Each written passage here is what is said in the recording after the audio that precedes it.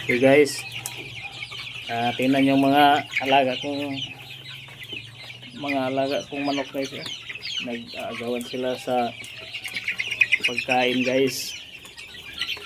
Kasi nagugutom na sila guys. Tingnan nyo. Yes. Mayroon pa dito sa kabila guys. Dito sa kabila mas malaki sila. Ito mga 1 month old pa to guys. Punta tayo sa kabila. Dito sa kabila guys ito guys mag 1 month. Mas malaki sila kaysa kabila guys. Good.